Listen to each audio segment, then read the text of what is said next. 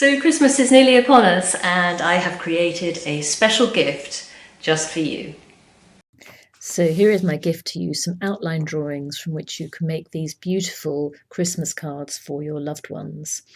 All you have to do is download the outline drawings, print them on both sides in case you make a mistake, and then cut them up into individual pictures, which makes them easier to paint without smudging them.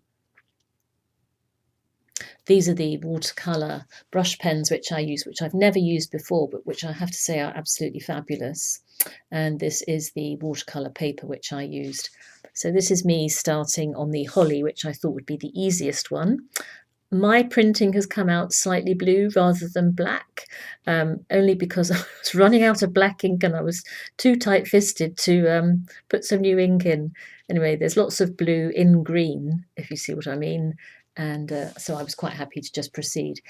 I looked at our holly in the garden and it has lime green in the central spine of the leaf, so I thought I'd put that down first. We're always told to put the light colours in first and then build up the shadows. And that's what I was trying to do. I have to say I thought I'd lost it at this point, but then I put more water on and dabbed it with some kitchen towel, and then it came up in this really lovely texture. I was really pleased with it, but that was completely serendipitous. These are the berries going in, which immediately liven the whole thing up and make it look much more Christmassy. These little circles I'm putting in are just to show the light blobs, so tell myself not to paint over that bit.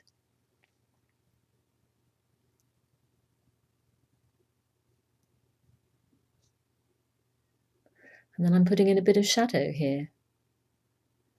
Always try and keep away from black with shadow. If you try and use the opposite colour, so red and green, that provides a much better shadow, I think.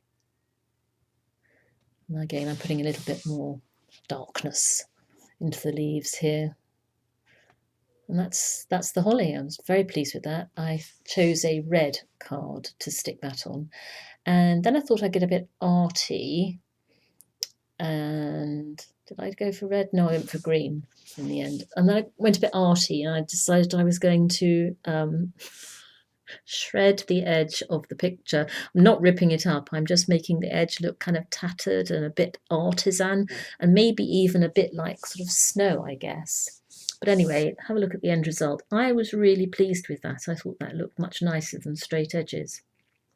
This is the mistletoe, which has pale leaves and sort of greeny white berries. Again, I'm putting in shadows here. And I wanted to put in a little bit of red as well, so the ribbon at the top is red, just to add a bit of colour, make it more Christmassy, and leaving white patches for the light, because obviously my ribbon is a satin shiny ribbon. And then I put some water on it and I lost the light, but I put some more dark in for contrast.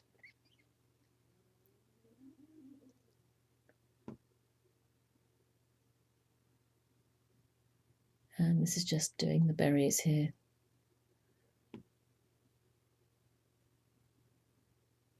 You can just keep going with these pens, they're great. I tattered the edges on that one. This is the first bauble, which I thought would be really, really easy, but actually it's so plain you have to kind of think about it carefully. Dark on one side, light on the other. And again, with this one, when I got to about this stage, I thought, what am I doing? But I just watched a video which says that whenever you're doing baubles, you need to reflect the other colours which are in the room. We had a Christmas tree in our room, so I thought I'd put some green in. I wasn't going to paint all the furniture, that would be ridiculous. But in the end, I have to say I was quite pleased with it. I'm surprised and pleased, actually. These pen brushes just make colouring in absolutely a doddle. I really like that one. If you can draw or you paint a mandala, or however you pronounce it, you will find this absolutely easy as pie. And these little pen brushes give you such a lot of brush control. I find them much, much easier than paint brushes, to be honest. again, I was doing the same sort of shiny bauble reflecting other colours in the room here. Adding a bit of water to be a bit arty and make the colours blend. Oh, and this is interesting. So the important thing here is I used to kind of move my wrists into all sorts of peculiar shapes, but actually just move the paper. Makes life so much easier. And because I think Christmas should be colourful, I'm adding a bit of pink on here.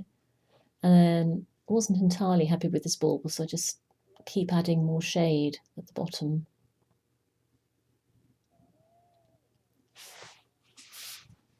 And again, I've tattered the edges, which I think is such a lovely effect. Right, I've left the two animals till last because I thought they would be hardest. This is the robin, and I put water down first. I got out the red, and it was the wrong sort of red, so then I found a more orangey red to use, and I put more water down to make the colours blend, where I put a red next to an orange red.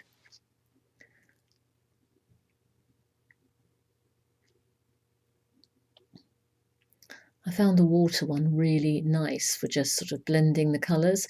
One thing you do have to remember though is that if you're going to a different colour, you need to just squirt the water through the brush to clean it onto a bit of kitchen towel. Otherwise you just contaminate all your colours. And on the picture I was looking at for reference, I was really surprised to find there's quite a lot of blue in the feathers, so I made a point of putting those in. And I was really pleased with the effect. I think it's quite tempting to just put in the colours you know to be there rather than the ones that you observe to be there. And the eye always makes such a big difference, especially when you add that little tiny speck of light.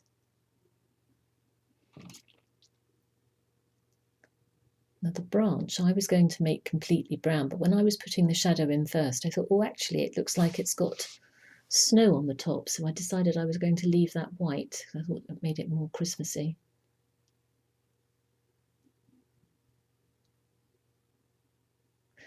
And the one I left to last was the donkey, because I'm not sure why I chose this as a drawing, because when I looked at it I thought, oh my goodness, that's such a complicated little picture.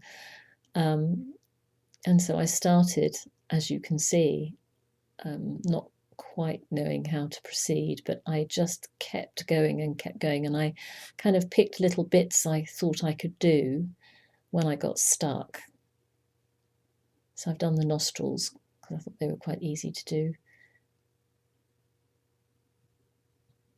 And then I just kept adding lots and lots of different browns until I was satisfied with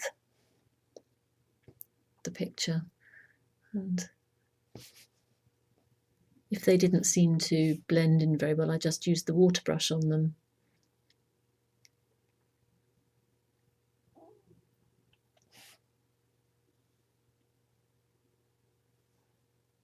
And at this stage is when it started to actually come alive, where the donkey seemed to be looking at me from the page. So I was quite pleased here. I became more confident in what I was doing. So I put the little red hat on, which I thought was quite jaunty and very Christmassy. He's got his head resting on a gate, bar of wood or something, fence. And this is the main body of the donkey. I didn't really know what I was doing here, but I just thought if I plonk some colour in and then cover it with water, the watercolours will do the heavy lifting themselves, and they very often do. Watercolours are so brilliant. They kind of paint the picture for you, and then as soon as you put the shadow in, the whole thing comes to life. And this little robin is now dry, so he can go on the card. I chose green for him. Just writing in Happy Christmas there. And the donkey, I wasn't quite sure what colour to put him on, and I decided on green for him as well. So that's the original drawing. Those are the pictures you can end up with, making lovely cards. The two baubles, the two pieces of plant, mistletoe and holly, and the two animals, the robin and the donkey with the Christmas hat. These are all 6 of them. I'm really surprised and pleased with how they came out. These were the watercolour brush pens I used, which were absolutely fabulous, and that's the paper I used. And all that remains is for me to wish you all a very, very happy Christmas.